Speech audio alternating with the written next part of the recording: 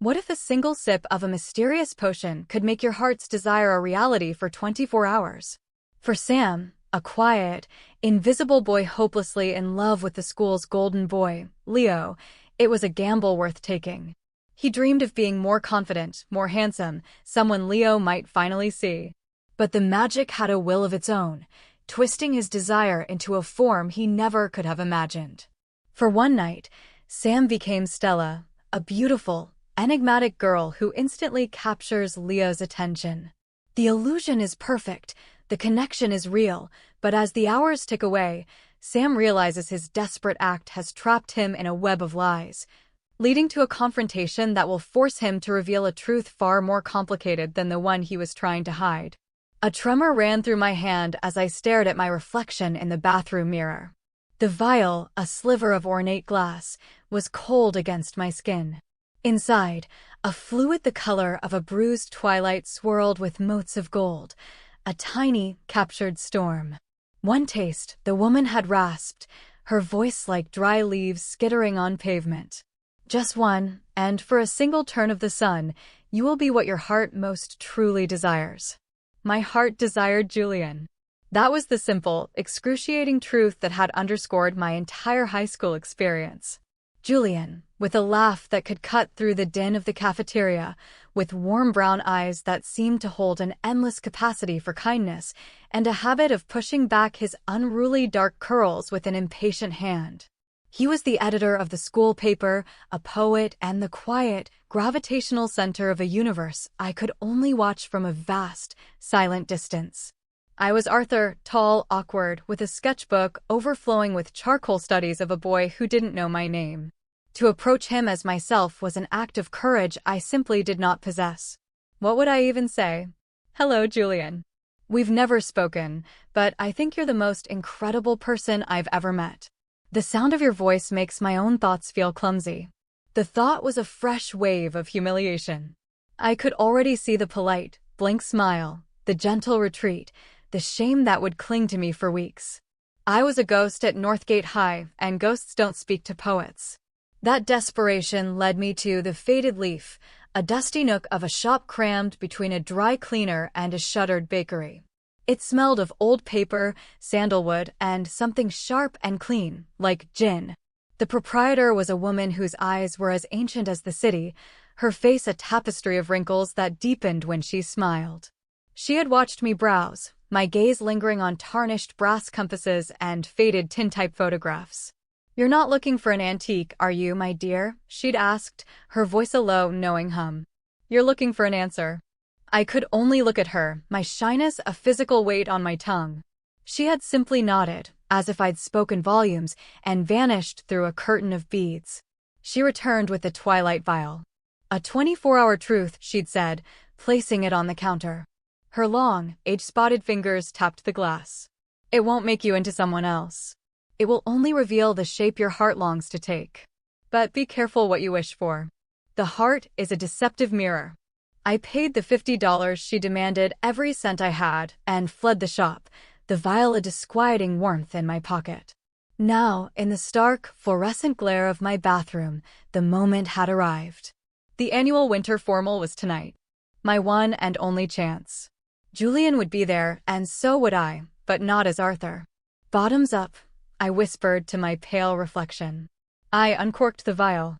A scent of rain-soaked earth and cloves filled the air. I tilted my head back and drank the contents in a single, desperate swallow. It tasted of dark cherries and static, a strange, effervescent tingling that spread from my tongue to my toes. For a long moment, nothing. A cold wave of disappointment crashed over me. Of course. A fool's errand. $50 for a shot of artisanal grape juice. Then the tingling intensified. It was as if every cell in my body had begun to vibrate, humming with a strange, frantic energy. The room seemed to tilt and blur, and I gripped the edge of the sink, my knuckles white. A sharp, pulling sensation coursed through my bones. It wasn't pain, not exactly, but it was a deep, fundamental wrongness. My entire frame felt as if it were being compressed, softened, remolded like wet clay. When the feeling passed, I was breathing hard, my head feeling strangely light. I slowly opened my eyes and my breath hitched in a silent scream. It was my face, but it wasn't. The jaw was softer, the chin more pointed. My Adam's apple was gone. My eyes, the same gray-blue, seemed enormous, framed by a sweep of thick, dark lashes I did not own. But the most profound shock was my hair. My short, mousy brown hair now fell in a cascade of shimmering silver blonde waves to the middle of my back. I raised a hand to my cheek, and the hand that met my gaze was smaller, more slender, with long, graceful fingers and immaculate nails. The skin of my face was impossibly smooth. My eyes drifted downward. My broad, bony shoulders had narrowed. Through my t-shirt, I could see the distinct, gentle swell of breasts. They were modest, but they were undeniably there. My waist curved inward before flaring out into hips I had most certainly not possessed this morning. Panic warred with a dizzying, terrifying thrill. I was a girl. The potion hadn't just dressed me up, it had fundamentally rewritten me, down to my very cells. I tore off my baggy jeans and t-shirt, my movements clumsy and alien, as if I were a puppeteer learning to work a new, unfamiliar marionette. The reflection that stared back was a total stranger, a girl of about my age with long legs, a graceful neck, and a vulnerability in her eyes that was achingly familiar. This was the form my heart desired? Not a stronger, more confident version of myself, but this. A girl. A bizarre thought surfaced through the maelstrom of panic. I'm beautiful. The idea was so foreign, so jarring, that I let out a laugh. The sound that emerged was not my own nervous chuckle, but a light, airy laugh that sounded like a silver bell. It was the laugh of the girl in the mirror. My sister, Helen, was away at university. Her room, usually off-limits, was now my only hope. I tiptoed across the hall, my new gait strange and wobbly. Her closet was a wonderland of fabrics and styles. I pulled out dresses, skirts, blouses, holding them against my new form, feeling utterly clueless. But some new instinct, some latent knowledge, seemed to guide my hands. They settled on a simple, elegant slip dress of midnight blue silk. It was sleeveless, with a modest cowl neck, and it ended just above the knees. Getting into it was an experience in itself. I had never felt anything like the cool, liquid slide of silk against my skin. It felt decadent, alive. I zipped it up the side, the dress clinging to my new curves in a way that was both alien and exhilarating. It made me stand up straighter, as if by reflex. Next came the true mystery, the undergarments. I found a drawer of neatly folded lingerie. My cheeks burned as I selected a simple black lace bra. The mechanics were a foreign language. After several minutes of fumbling and twisting, I finally managed to work the hooks behind my back. The feeling was constricting, the underwire a firm pressure against my ribs, the delicate lace a slightly itchy reminder of the artifice. It felt like armor. Then came the stockings. I found a pair of sheer, thigh-high stockings with a simple silicone band at the top. The first attempt to put them on was a near disaster. My unfamiliar fingers snagged the delicate fabric, threatening a tear. The second attempt was more successful. The nylon slid up my leg, a sleek, cool caress. The slight pressure of the band on my upper thigh was another strange, new sensation. It was a secret, a hidden detail that made me feel both powerful and vulnerable. The shoes were the final instruments of torture. Helen owned a pair of simple silver sandals with a modest 3-inch heel. I slipped my feet into them and my whole body pitched forward. I flailed, grabbing onto her dresser to keep from falling. How did women walk in these things? It felt like trying to balance on knives. I took a few tentative steps around the room, my ankles wobbling, my calf muscles screaming in protest. Each step was a tiny, calculated miracle. Last was the makeup. Helen's vanity was a dizzying arsenal of powders, pencils, and potions that made the one I had drunk seem straightforward.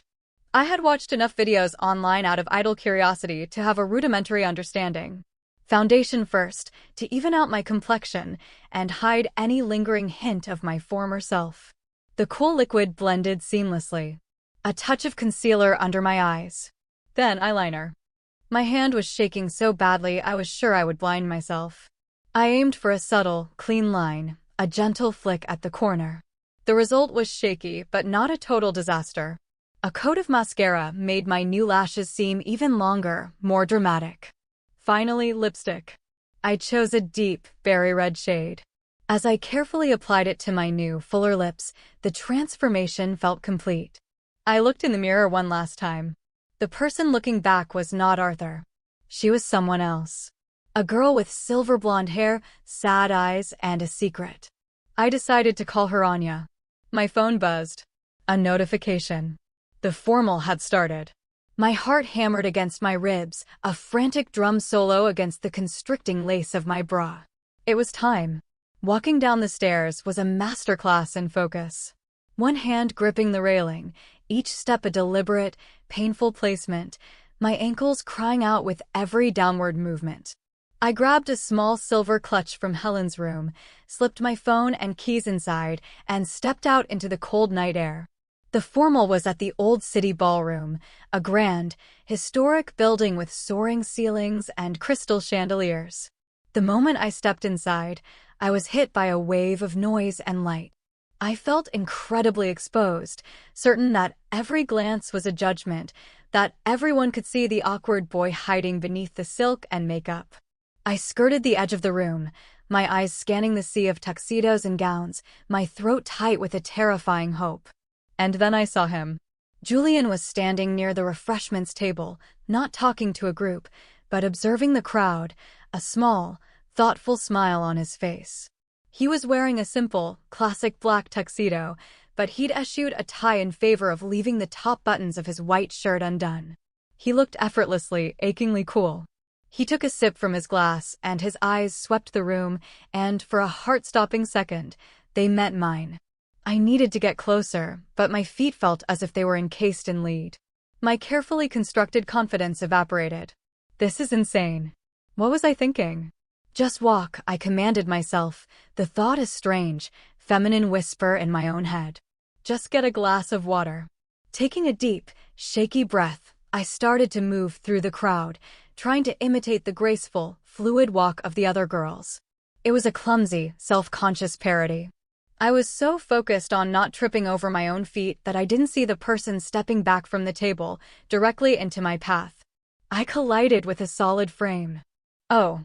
A strong hand shot out, steadying my arm before I could topple over in a heap of silk and shame. Whoa there. My fault. Are you all right? I looked up, straight into Julian's concerned face. He was inches away. I could smell the faint, clean scent of his laundry and something else, something warm and spicy. My entire nervous system caught fire. I'm fine, I managed to stammer, my voice higher than I'd intended, thin with panic. Julian's brow was furrowed with concern, but then his expression shifted. A slow, dark blush crept up his neck. He was looking at me, really looking at me. And he wasn't seeing Arthur. He was seeing Anya. I'm really sorry, he said again, his voice a little flustered. He let go of my arm, but his eyes stayed on mine. I'm Julian, by the way. Anya, I said, the name feeling foreign and yet strangely right on my tongue. Anya, he repeated, a slow, charming smile spreading across his face. I don't think I've seen you at Northgate before. I'm new, I lied, my mind scrambling to construct a believable fiction. Just moved to the city. Well, welcome to the city, he said, his smile widening. He seemed completely captivated, and it sent a jolt of pure, unadulterated euphoria through me. He saw me. He was talking to me. And he was blushing. I had done it. I had become someone he could see. But as I stood there, lost in his gaze, a cold dread began to seep into the edges of my joy. In the back of my mind, a clock had started ticking. I had 24 hours, and the countdown had begun.